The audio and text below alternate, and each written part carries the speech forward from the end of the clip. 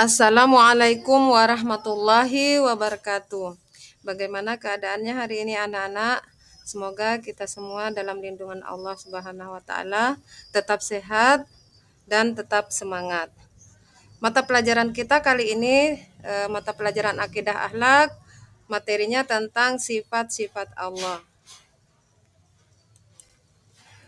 Yaitu yang pertama kita mengenal sifat-sifat Allah, yaitu sebanyak 20 sifat Allah. Kemudian anak-anakku mengamati gambar yang tertera di layarnya masing-masing. Apa yang kalian lihat itu coba diamati. Nah, di sini tentang pembahasannya yaitu tentang sifat-sifat wajib Allah.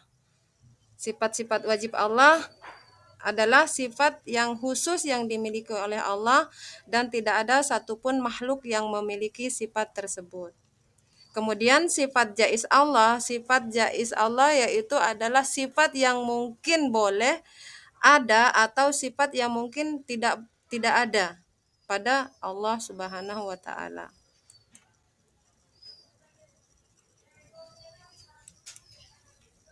Sifat-sifat wajib Allah yang kita ketahui ada 20 sifat dan itu wajib kita ketahui.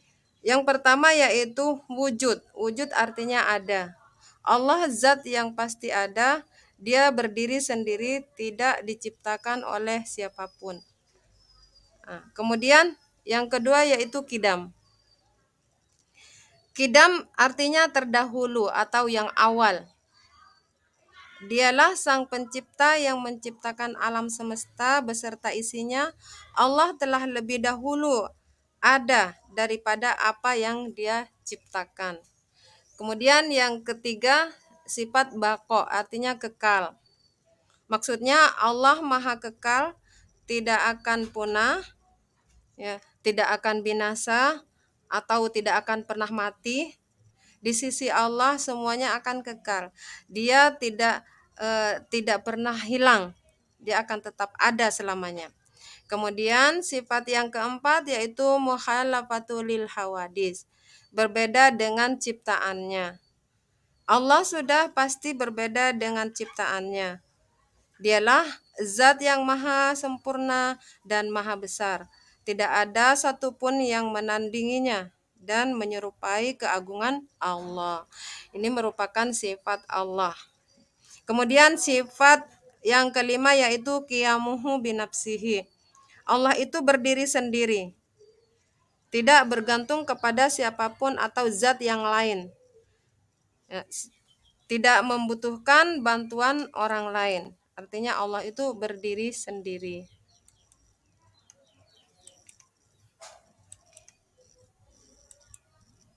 Sifat wajib Allah yang berikutnya yaitu al-ilmu, mengetahui. Allah Subhanahu wa taala mengetahui atas segala sesuatu baik yang nampak ataupun yang tidak nampak. Nah, ini sifat wajib Allah. Kemudian yang ke-10 yaitu hayat. Allah Subhanahu wa taala adalah makhluk hidup, tidak akan pernah mati dan tidak pernah binasa ataupun musnah. Dia akan kekal selama-lamanya. Kemudian yang 11 yaitu sama mendengar. Allah Maha mendengar baik yang diucapkan maupun yang disembunyikan dalam hati setiap manusia. Jadi Allah itu mendengar apa yang semua kita ucapkan yang terucap ataupun yang tidak terucap. Kemudian yang keenam yaitu wahdaniyah. Allah Maha Esa atau tunggal. Tidak ada sekutu baginya, dialah satu-satunya pencipta alam semesta. Kemudian yang berikutnya kudrat. Kudrat artinya berkuasa. Allah berkuasa atas segala sesuatu, tidak ada yang menandingi kekuasaan Allah. Kemudian yang berikutnya sifat irada. Irada itu artinya berkehendak. Apabila Allah berkehendak maka akan terjadi dan tidak ada suatu hal apapun yang bisa menghalanginya. Kemudian sifat yang ke-15 yaitu muridan, berkehendak. Bila Allah sudah menakdirkan sesuatu perkara, maka tidak ada yang bisa menolak atau menghalanginya. Kemudian yang ke-16, alimun, mengetahui. Allah mengetahui segala sesuatu yang baik, yang nampak ataupun yang tidak nampak. Jadi segala sesuatu Allah sudah mengetahui, baik itu yang tersirat ataupun yang tersurat. Yang ke-17, hayyan, artinya hidup. Allah adalah zat yang hidup. Allah tidak akan pernah mati dan tidak akan pernah tertidur sedetik pun. Kemudian yang ke-12, basor, artinya Allah Maha melihat. Segala sesuatu penglihatan Allah tidak terbatas. Dia mengetahui apapun yang terjadi di muka bumi ini. Kemudian yang ke-13, kalam, berfirman. Allah itu berfirman, dia bisa berbicara atau berkata secara sempurna tanpa bantuan dari apapun atau dari siapapun. Terbukti adanya firman Allah dari kitab-kitab yang diturunkan lewat malaikat dan disampaikan kepada Nabi Muhammad Sallallahu Alaihi Wasallam. Kemudian yang berikutnya yaitu yang ke-14, qadirun, berkuasa. Allah Maha kuasa atas segala sesuatu yang ada di alam semesta ini, baik itu kepada binatang, makhluk ataupun kepada. Kemudian yang berikutnya yaitu, nah, sifat-sifat Allah terbagi kepada beberapa kelompok atau beberapa bagian, yaitu yang pertama, sifat wajib Allah ada yang disebut dengan sifat nafsiyah, yaitu sifat yang hanya berhubungan dengan zat Allah. Sifat nafsiyah itu yang berhubungan dengan tentang zat Allah. Kemudian yang kedua yaitu sifat salbiyah, yaitu sifat yang menghilangkan sifat-sifat yang tidak layak atau yang tidak sesuai dengan kesempurnaan Allah. Kemudian pembagian berikutnya yaitu sifat ma'ani, yaitu sifat-sifat abstrak yang wajib ada pada Allah. Kemudian yang berikutnya yaitu sifat maknawiyah, yaitu kelaziman sifat ma'ani, sifat maknawiyah tidak bisa berdiri sendiri.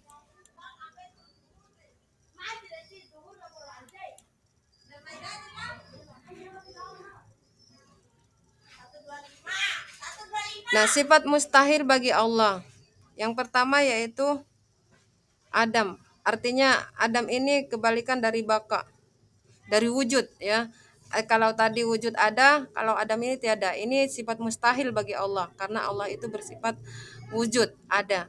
Kemudian sifat mustahil yang kedua yaitu hudus, ada yang mendahului. Mustahil Allah ada yang mendahului. Kemudian yang ketiga fana, musnah. Yang keempat yaitu mumassalatul lil hawadis, ada yang menyamai. Kemudian sifat mustahil yang kelima ihtiyaju li ghairihi, memerlukan yang lain.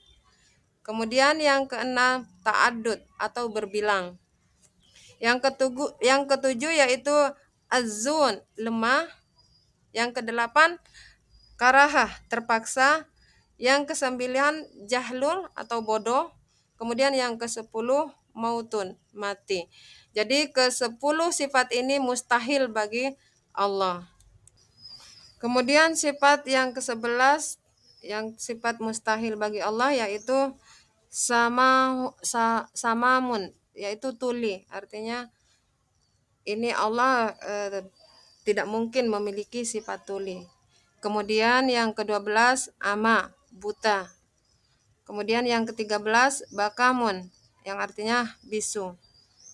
Yang ke-14 azizan, zat yang lemah. Kemudian yang ke-15 karihah, zat yang terpaksa. Yang ke-16 yaitu jahilan, zat yang sangat bodoh. 17 mayitan, zat yang mati. 18 asamma, zat yang tuli. Kemudian yang 19 a'ma, yang buta. Yang 20 abkama, zat yang bisu. Nah, ke-20 sifat ini merupakan sifat yang tidak mungkin dimiliki oleh Allah karena Allah itu maha sempurna ya.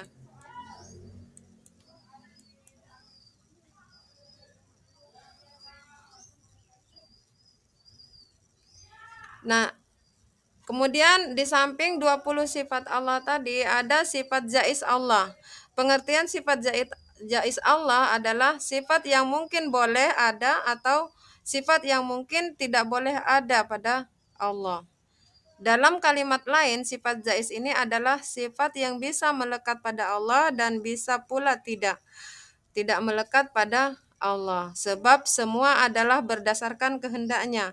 Maka Allah bisa melakukan sesuatu ataupun tidak melakukan sesuatu.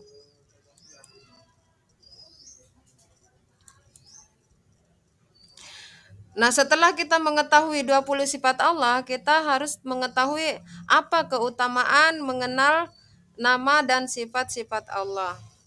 Adapun keutamaan ya, beberapa keutamaan di sini yang pertama yaitu mengenal nama dan sifat Allah adalah ilmu yang paling mulia dan paling utama. Yang kedudukannya paling tinggi dan derajatnya paling agung. Karena mulianya ilmu dilihat dari mulianya sesuatu yang dipelajarinya.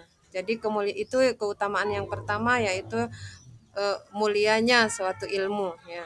Kemudian yang kedua, semakin mengenal Allah berarti semakin mencintai dan mengagungkan Allah Subhanahu wa taala. Semakin takut, berharap, ikhlas dan beramal soleh kepada Allah Subhanahu wa taala. Kemudian keutamaan yang ketiga yaitu Allah itu menyukai nama dan sifat-sifatnya. Allah pun suka jika nama dan sifatnya nampak bekasnya pada makhluknya. Kemudian keutamaan yang keempat yaitu iman akan semakin bertambah. Semakin kita mengenal Allah, maka akan semakin merasa bahwa Allah itu selalu bersama kita. Kemudian yang terakhir yaitu menenangkan jiwa dan melapangkan hati. Juga ia akan merindukan surga Firdaus hingga rindu melihat wajah dan kemuliaan Allah.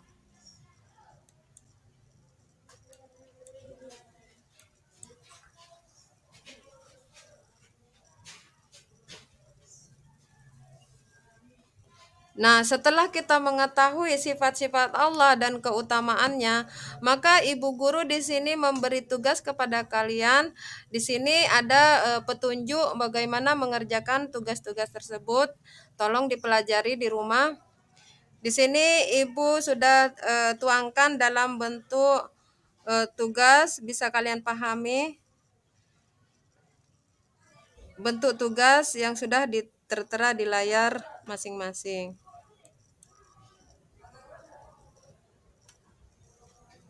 Nah, alhamdulillah pembelajaran kita kali ini Ibu cukupkan sampai di sini. Semoga kita tetap dalam keadaan sehat.